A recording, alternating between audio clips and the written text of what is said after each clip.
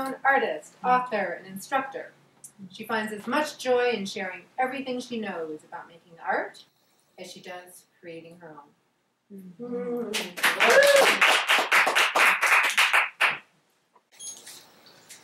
I have a secret I want to share with you, but not just yet. Secrets have surrounded art. For the longest time, I thought that artists knew something that I didn't know.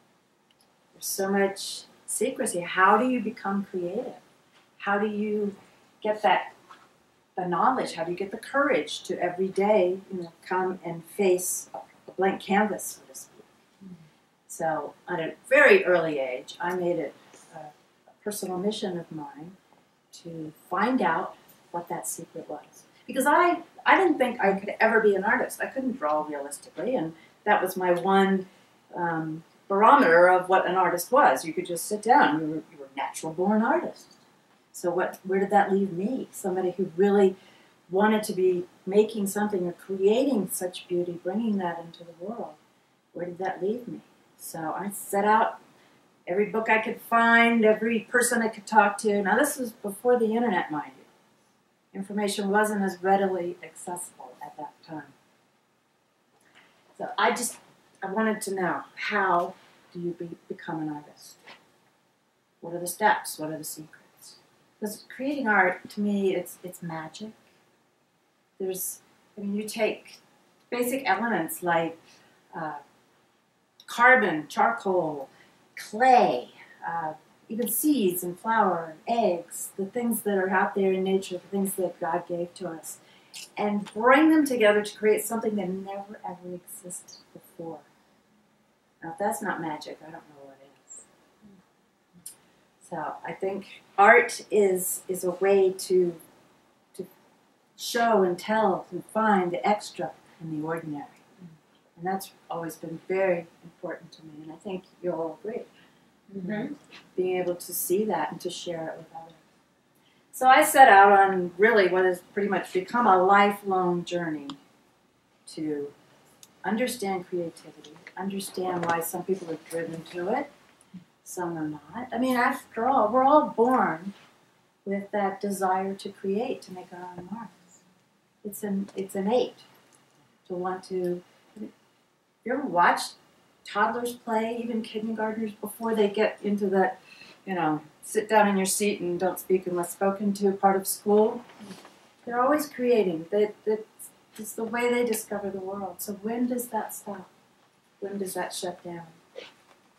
And I know it did shut down in me for a while. Even though I was on this intellectual pursuit of how to be an artist, I wasn't doing anything about it.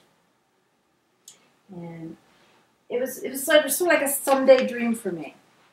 And here I was, happily married, raising a family, building a business, working full-time, but yet being self-employed, gave me a lot of flexibility. But I was always just like, well, someday I'll take action on that dream. Someday when I have studio space. Someday when the kids are out of the house. Someday when I've got a lot of time.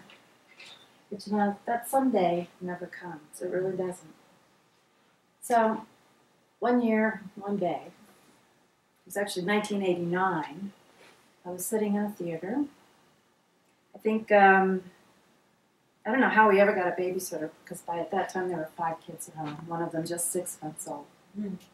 So it must have been a really special date, because how else would we have gotten out and go to movies? And I was sitting in the theater. I remember I felt like I was front and center, but maybe that's just a memory, part of the memory that I've created around this. But the movie was Field of Dreams. For those of you who may not know. So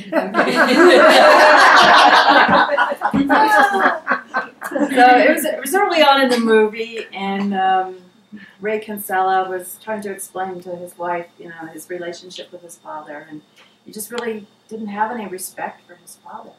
And she couldn't understand why, and he said, well, my dad had dreams, and he never did anything about them. And that just hit me. Still does. You know, that's one of my driving forces, but it hit me. I felt like he was just talking to me. He'd stepped right out of the screen and said, got to take action on your dreams. So I kind of walked out of the theater like, oh my God, personal message. To me, just me. But it was such an awakening experience. So you might think that I came right home and started taking action on our dreams. No, I did in a way. I did it in baby steps. You know, I'd start acquiring supplies. If you're an artist or a mixed media artist, like a lot of you in this room, you know that the acquiring of supplies and materials is one of the most exciting parts. I think the reason it is because they represent possibilities. You know, if I have this, I can do that. But then that becomes a crutch, too. It's like, oh, well, I can't do it now because I don't have the right tool or the right color or the right this or the right that. So I took baby steps, finding my way. Must have taken a hell of a lot of baby steps because it wasn't until 10 years later in 1999, and one child later, one more child, that I really, absolutely started taking action on my dream. I was kind of forced into it. I'm thinking about it right now, you know, it must have been one of those messages from above. But it was January 14th, 1999. The reason I know the exact day is because I can look up on Google DC ice storm. That was the year of the big ice storm in Washington, D.C. Shut down the city, and about 750,000 people lost power. Some for days, some for a couple weeks at least. I think we were without power for about 4 days. So all that, those baby steps in preparation, I was kind of ready to take action, and there was nothing else I could do. You know, I was without everything except natural light. But I was prepared. I was prepared. So I went and gathered all those materials. I had the fabrics, I had the quotes, I had the images that I'd been collecting for so long. Not even knowing why. These things just spoke to me. And I took those items and I started making small collages out of them. It was a way for me to express my love of the quotes, the messages that are in the quotes, and the images that tell a story. I love to tell stories through my art, with my art. And I created 1, 2, 3, 4, 5, 6, 7, 8, 9, 10. They just came spilling out of me. It was such a backlog of expression. And once I just, you know, wherever that opportunity came from, thank God for it, because it opened the doors, it opened the floodgates. And I wasn't even concerned about, you know, is this good art? Is this saleable art? Is it something that other people will like? I know those are all questions that you all have with every painting you do or every book you make or necklace you make. None of those things concern me. It was just like self-expression, pure self-expression, using the tools and ideas that I love and have been living with for so long. So because of that, I wanted to share it. I just thought, oh my gosh, what if I had never found this? What if I had never accessed that joy, that creativity, that expression that just had to come out? What if I'd never gotten to that point? So I've taken a couple classes in creating, programming. Bought myself a book on creating a website, and back in 1999, there weren't that many websites on there. It was a World Wide Web, it just started a few years before.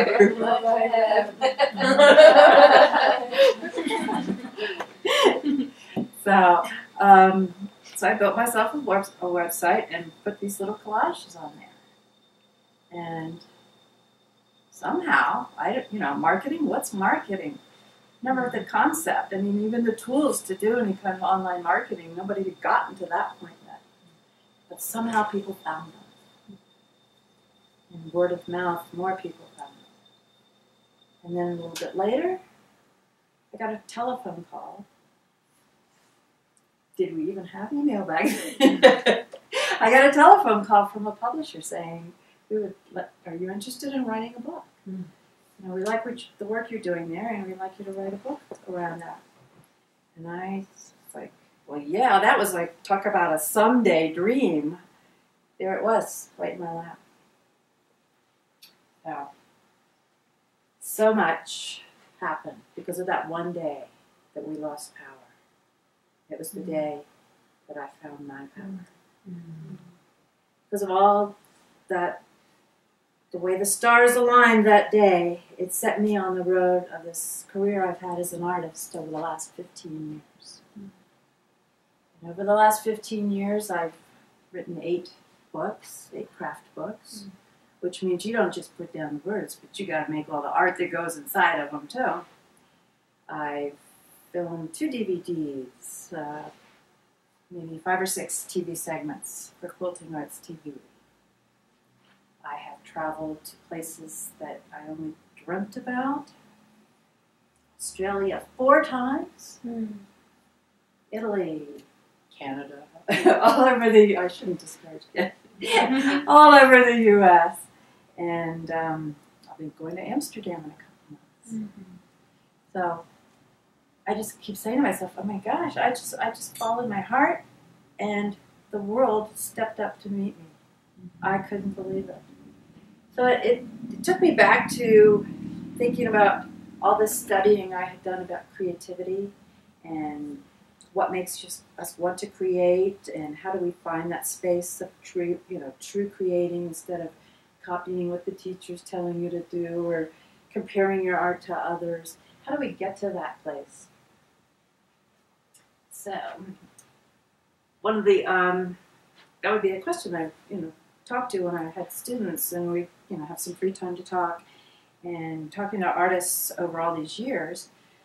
The thing that kept coming up for most of them says, yeah, well, I want to do that, but I don't have the time, or I can't do it right now because of this, or I'm really not good enough.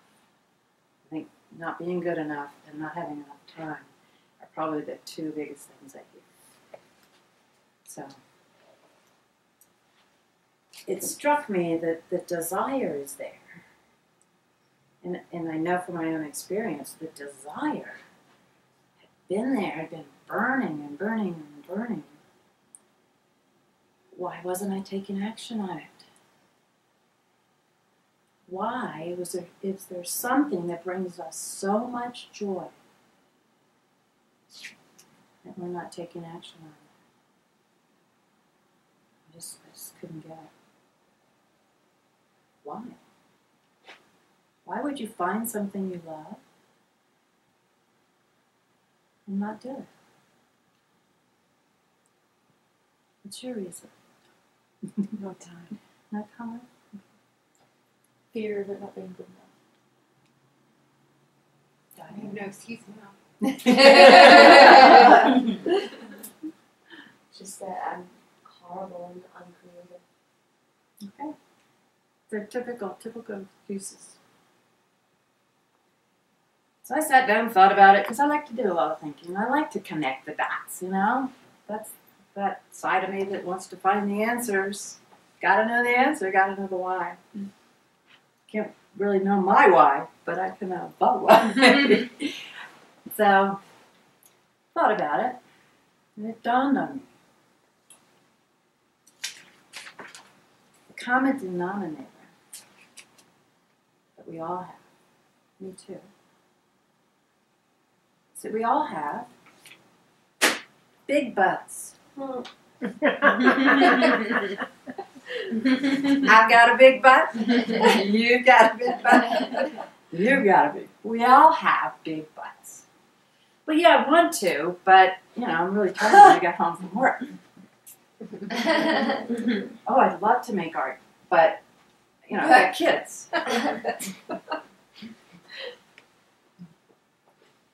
I would, but I'm not good enough, so why do it? Big butts. We could just probably spend the rest of the day talking about big butts. Mm. What I discovered. Well, let me tell you a little bit more. You see, I ended up with 6 children. If you haven't already done the math. Mm-hmm. So what I learned was that if I want to make this art, I've got to just do it. I've got to get rid of the butts. So I'm asking you, what is stopping you? You know what your butt is. You probably have several butts. That's why they're so big. But what you need to know and what you need to figure out is what's stopping you. Maybe if I tell you the secret, it might help you figure out what's stopping you. Art rescues us from living on the surface. Otherwise, we just go through life, just letting life happen to us instead of creating life. You are the art you are trying to create. Art is your soul made visible. And it's through the creating of your art that you become whole. And what does that look like? What does that feel like to become whole? This is what it looks like.